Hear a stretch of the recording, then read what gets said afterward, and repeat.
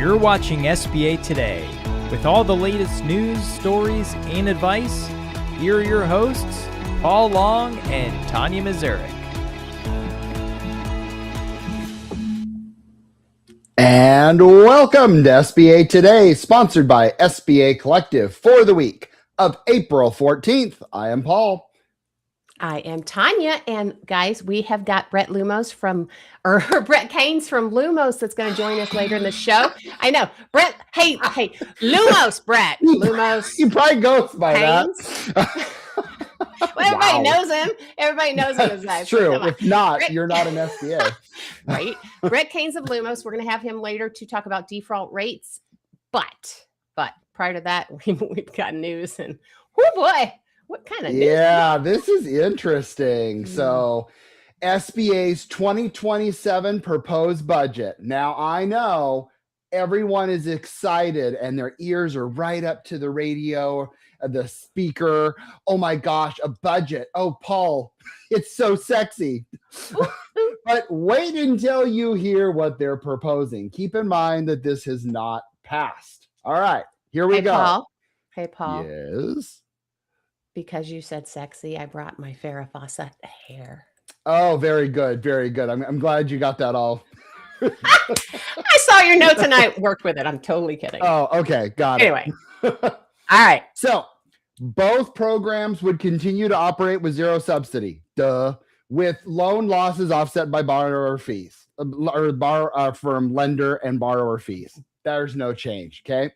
The major change is the decoupling of the 7A and 504 borrowing limits. So they're going to divide them out separately, not just having one SBA number.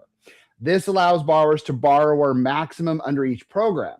So that means 7A lending would be at 40 billion and 504 lending would be at 16.5 billion for a total of 56.5. So that means 504 can run out of money and 7A can still go, or 7A can still go and 504 can run out of money, rather than SBA's out of money.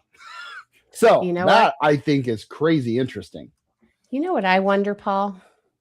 I wonder if they're going to actually go to counseling and they're going to do a conscious uncoupling. Yes. Okay. Sure. Okay. All right. Also, the 10 million loan increase. This is y'all know this is my favorite. 10 million loan increase to several manufacturing NAICS codes. So that means any of you manufacturers out there that have the first two digits of your NAICS code starting with 31, 32, and 33, come on down. You're on the Price is Right, because you win, because if they do this, your loan amount that you could potentially get is going to increase from 5 million to 10 million. That's pretty significant, because I'm sorry, Paul, don't you agree? Manufacturing specifically, I mean, we often don't have enough money to give to our manufacturers. They have a lot more just overhead cost, a lot more fixed assets, a lot more all that. So I get it, but guys, $10 million is a big number. And I'm putting in my credit risk hat and I am scared. Really? Oh, yeah. That's just me, though. I know. But you're thinking from a sales perspective, oh, my God, I can do a $10 million loan and get paid. Oh, no, I definitely am not. I'm thinking from the borrower's perspective, because well, that's true. That part I get. We block them whenever they need, let's say, 8 million, and we can give them 5, and we're trying to scramble on how to get them the rest. I don't know that helps anybody sometimes. Yeah. That can put them in a worse position than giving them what they need. Just saying. Sure. Keep going. All right. Oh, it's you. Me? No, it isn't. Okay. So then there's people. So the proposal also reduces SBA salaries and expenses. They're citing workforce optimization and contract reductions. So they're moving from 3,771 to 3,690. That is 81 FTE positions that, and okay, I got to say this though. I think they've done a really good job of managing with the people that they have from a lender standpoint, I think that, I think on the liquidation side, I think they could probably use a little bit more help, but that could also still be from the previous shutdown. But in general, though, I do feel like they're maximizing what they have. And okay. Well, and do you remember when we were concerned when they were kind of backing off prior of how that was going to go down for all of us? So yeah. I mean, sometimes we got to think positive, right? All right. The heartbreaker, the biggest SBA cut is to entrepreneurial development programs. These programs would drop from 330 million, to 21.4 million. Oh, wow. Right? I mean, when I read that first, I was like, is this backwards? Because that's a cut of 309 million. I'm like, that's a ton of money. And I think, and let's go over these programs. These programs is, I think, what's scary. The number one, Score. Okay. And then we've got the small business development centers, the SBDCs out there. Women's business centers. Ouch. Microloan technical assistance programs. Program for investment of micro entrepreneurship technical assistance, also known as Prime, and also known as, I'd never heard of it. I was like, I did the same thing. State trade expansion program. Growth accelerators. Regional innovation clusters. Federal and state technology partnership program. Also, no idea. Hub zone. We all know this. Hub zone program. Yeah. Administrative funding eliminated. Yep. Native American outreach program. Entrepreneurship education. Cybersecurity pilot programs for small business. And National Women's Business Council. Holy moly. That's a hell of a list. Now, one thing, because we all know on this call, Score in the SBDC and Hub Zones, and I'll admit, I don't know the rest of them. Mm-hmm. However, they do get a lot of their funding, though, yes, from the federal government, but they also get a lot, not from the federal government, but from the SBA. And then they're also get a lot from the colleges that they partner with. Right. So, I don't know what the breakdown is. Haven't colleges also had, like, over the course of some cuts in funding and stuff? Probably. Too? And that, so it really does concern me, because especially our friends at, WBC, SBDC, and Score, they do a lot. So that is slightly concerning. Actually, it's very concerning. Slightly. Slightly. Slightly. Anyway. Right. Well, guys, there's that. I want to, and we want to bring on the star of today's show. I'm going to say Brett Lumos, but I'm just totally kidding. Brett Caines. I had to do it again because I so screwed it up in the beginning, Brett. Come on. Hey, that's going to get everybody remembering your name, though. That's how this works, right? I've been called worse, sure. Thanks for having me on. It's really good to be here. Well, not a problem. We've had you on before, and we always love your information. You put out some of the best, I guess, breakdowns of data out there for us. And we saw yours that you posted on your page last week. And we were like, Brett, come on and explain this to us, and let's talk about it. So, we're going to give you the floor there for a sec. Yeah. So I think, you guys know, folks listening know, we look a lot at historical data, and we use that primarily for our business of predictive risk scoring, but really drilling into that historical performance and identifying correlations with macro and microeconomic trends is kind of what leads to all of that other work. So I think the table you're referencing posted on LinkedIn, and it's looking at default rates from different vintage years of origination. And I'm not sure if folks can see that table on the screen or not. Yeah, let's go ahead and bring that up, Madison. Oh, Yeah, there we go. Oh, don't There be we putting me up there. This is all about Brett. Anyway. So just to kind of get our bearings on what this table is showing, across the top, each of those is the performance year. So if you go over to the right side, you'll see the 2026 performance year. Now, granted, this is only 1 quarter's worth of data for 2026. So it's beautiful. thank you. The numbers aren't beautiful.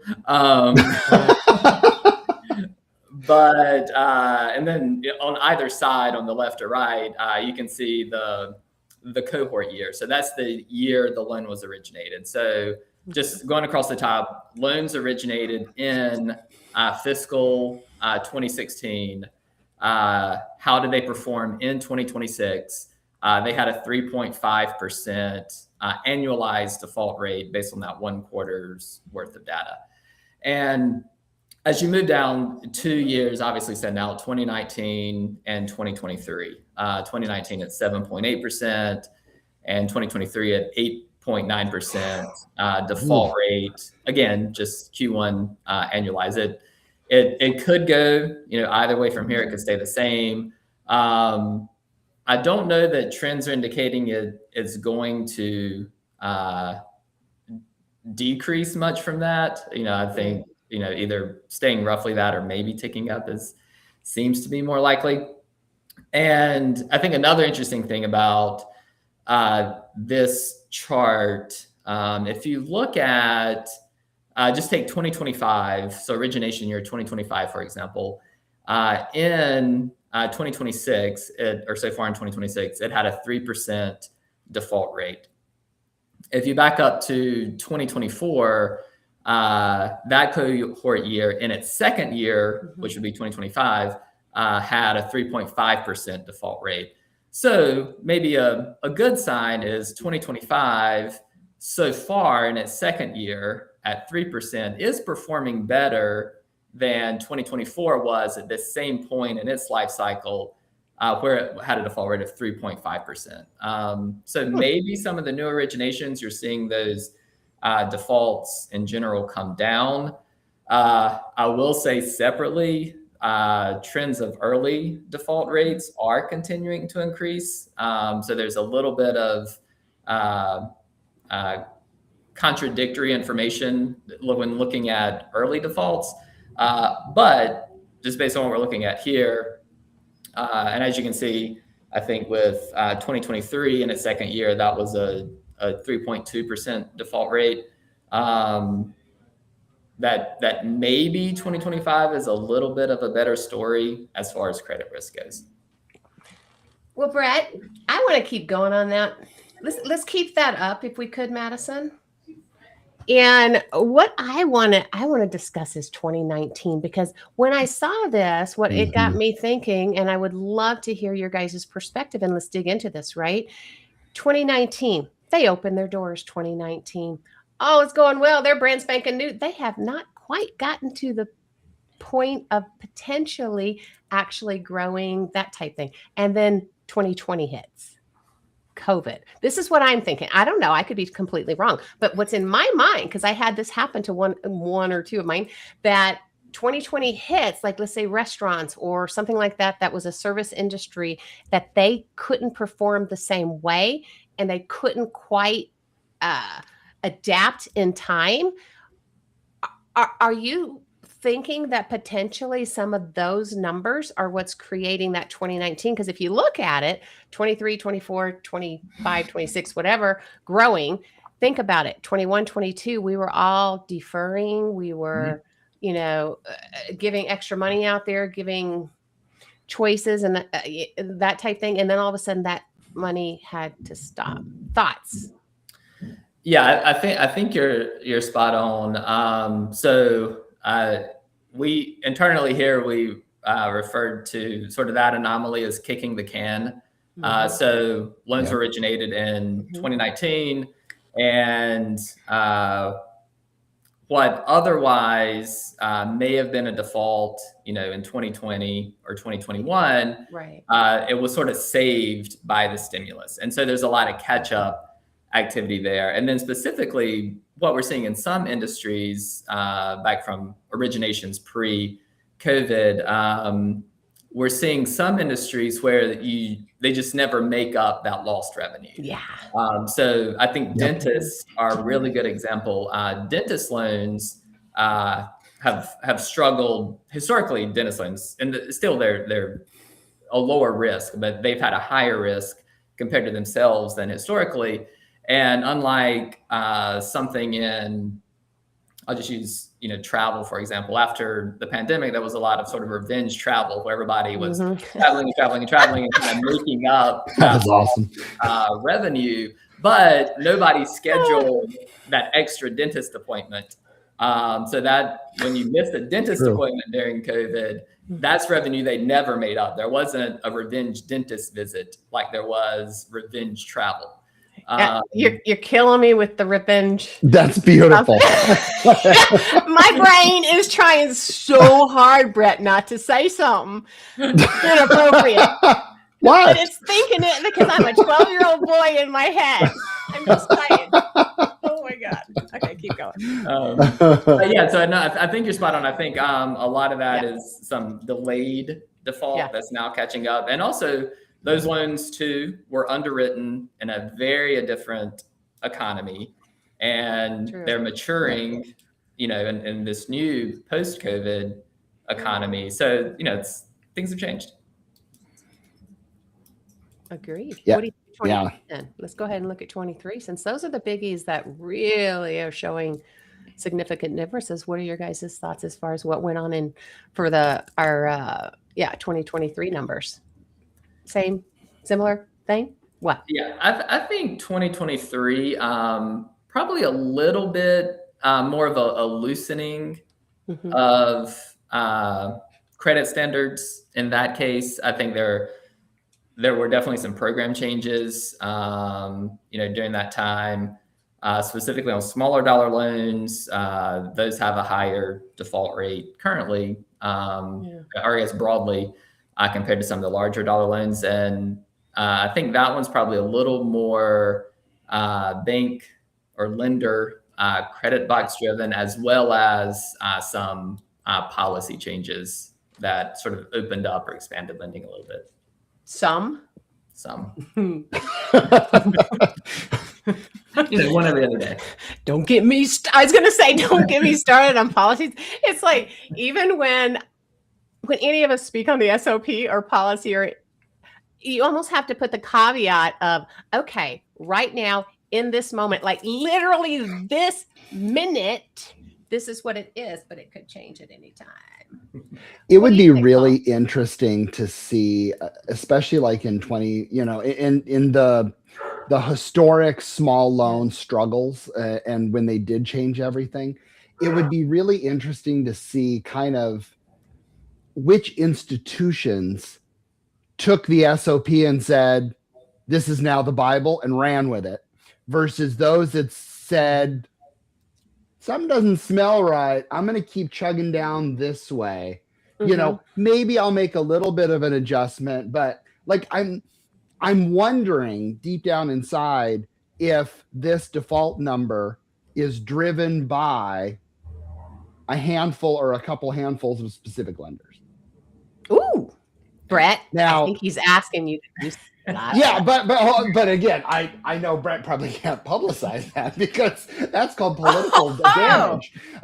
But I've always wondered that on those, because I don't know. Paul, I bet he already knows. I bet he already knows. So without even mentioning names, I don't want to throw the dude under the bus.